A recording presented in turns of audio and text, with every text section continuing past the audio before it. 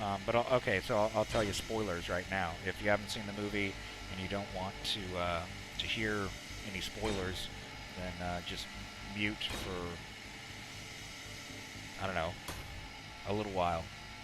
Um, but so I was really surprised that the Winter Soldier was Bucky. Um, I never really got into comic books. Sometimes I wish I had. Um, that doesn't mean I didn't read them. It just means that I never really got into them. I was much more into playing with my action figures. Like I remember every time I got my allowance, I would want to go to Toys R Us, um, and I would want to buy either Star Wars action figures or GI Joe. Um, Mostly it was Star Wars, and every time I got my allowance, that's what I spent it on. Thankfully, I still have quite a bit of them, um, but you know they're all well played with. I've got quite a few of the play sets, quite a few of the original action figures, and you know that's what I did. That was I played using my own imagination rather than reading comic books. That was just me. Um, One of the things with comic books was it always kind of caught me off guard. Like, okay, is it left to right, top to bottom? Sometimes it seemed like it didn't always follow that format, so I didn't know which panel was next, and I just didn't like that feeling. I didn't like that feeling of okay, um, oh no, I just read the wrong panel. I already know what's going to happen.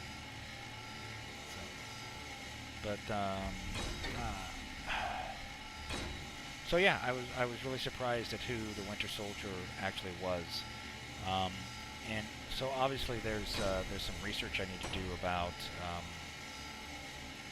how all of that happened because obviously if he is you know Bucky, one of the weird one of the interesting things was they said okay he's been out of cryo too long.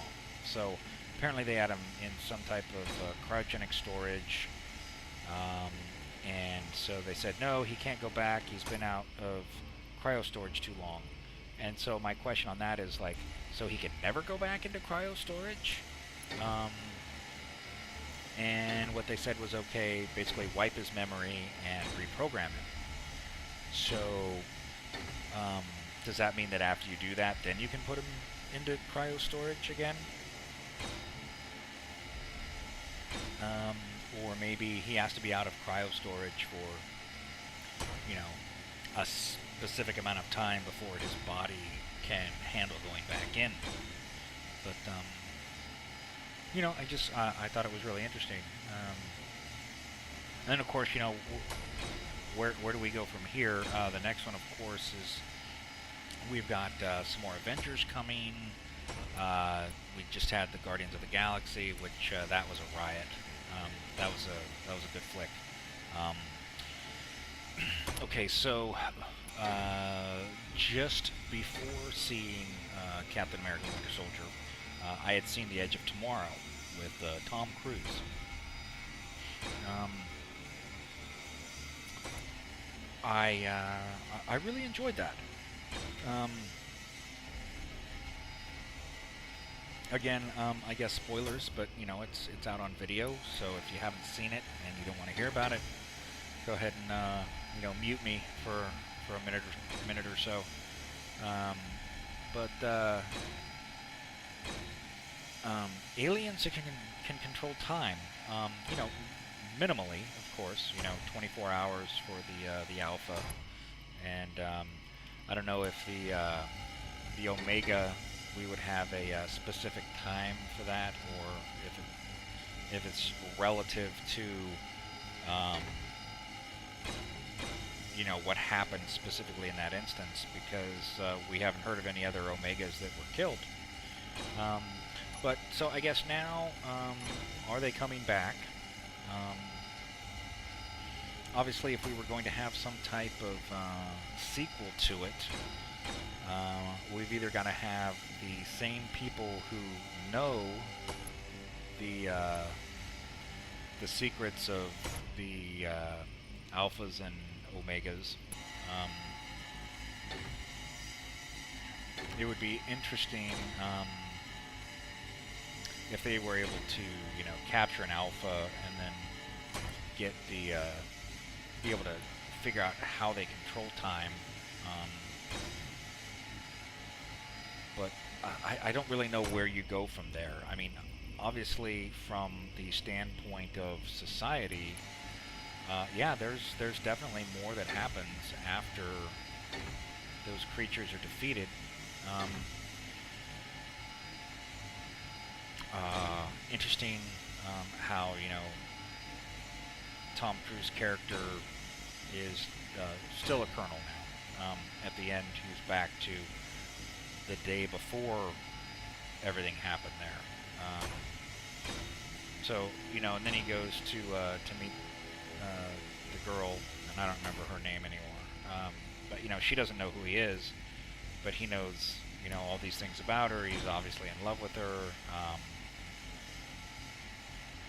But without that bond, you come up and say, we fell in love.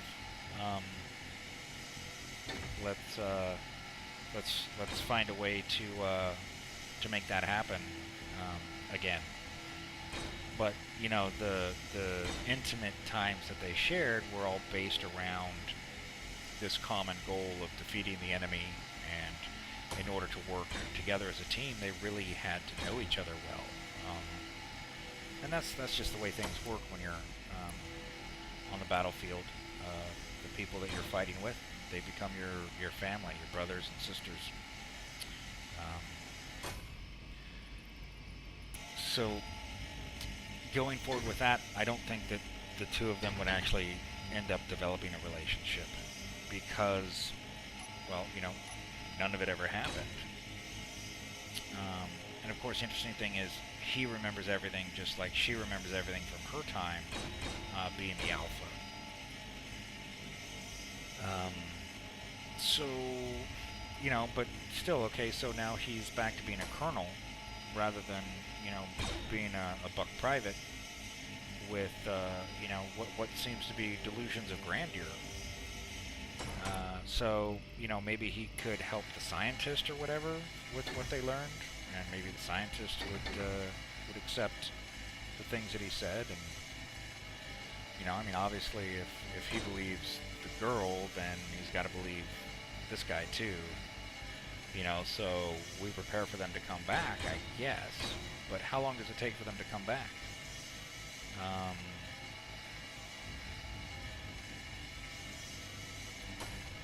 Kind of some interesting stuff there, right?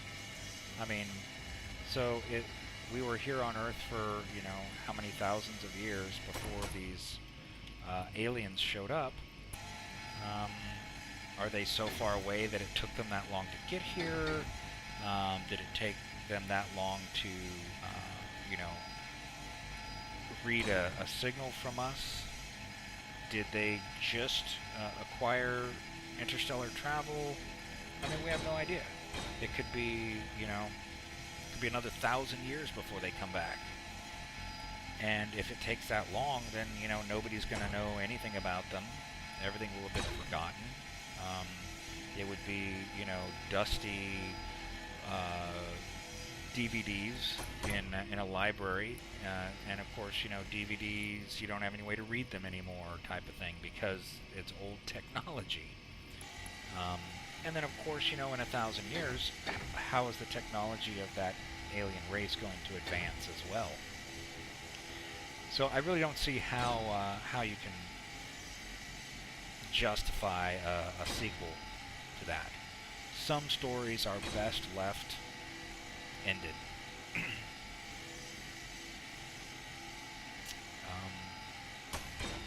Yeah, so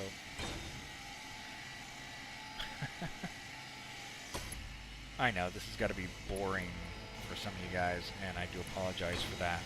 I am about to start placing and welding, and you know, if any of you guys want to come onto the Shadecrest server, feel free to do so.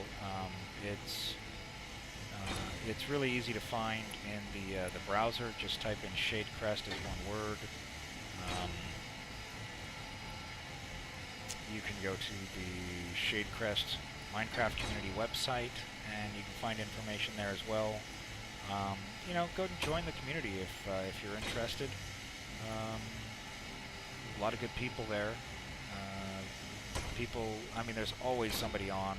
It seems there's always somebody on the survival server, and the plugins make it a lot of fun, actually. You like level up your unarmed combat and all your skills. If you've played Agrarian Skies or something with the Exmelio or whatever it is for modded Minecraft, where you know you level up your skills in using your pickaxe and stuff like that. Well, you know, I guess it's kind of different because there you're actually leveling up your usage of that, like, pickaxe. And then if you go and you grab another pickaxe, you're not as good with it. I guess I haven't really thought about that. But, you know, I mean, I haven't been playing Agrarian Skies all that long. I mean, I'm certainly not here to plug, you know, my Minecraft videos, but if you like... if you think I'm entertaining, you know, feel free to check one out. I started with the Ancient Warfare series, which, you know, looking back, I think probably my biggest mistake with that series was the fact that my videos were so long. I was shooting for 30-minute videos, you know, because that seemed like a good amount of time, but I always seemed to go 35 minutes, or, you know, I'd be at like 30 to 35 minutes, and I'd be like, oh, I'm almost done. Let me just go ahead and finish up what I'm working on, and next thing you know, it's a 40 to 45 minute video, and nobody wants to sit and watch that. So, it's like my most popular video is like 45 minutes long, and the average view duration is like 6.5 minutes. So I've thought about going back and chopping those videos up into smaller pieces to hopefully get more of that series viewed, just because there's a lot of content out there with Ancient Warfare that people aren't seeing, and that's totally my fault. It wasn't until I started recording with Tofsky where it's like, okay, you know, I'll go ahead and I'll start cutting my videos back, and then once I started getting them around 20 minutes, then people seem to watch more of, you know, a higher percentage of each video. And so the minutes watched is really important as far as the metrics for YouTube. For those of you who think you can make YouTube a career, unless you get really, really lucky, or you're supremely talented, it's not something that you can turn into a job very easily. Right now, it's certainly not. I mean, I've been doing this for almost a year, and I mean, no one's told me that I can't say this, so I make about $85 a month after doing this for, you know, 11 months. December 1st, it'll be a year. So if doing YouTube is just something that you have to want to do, streaming, it's something that you have to want to do,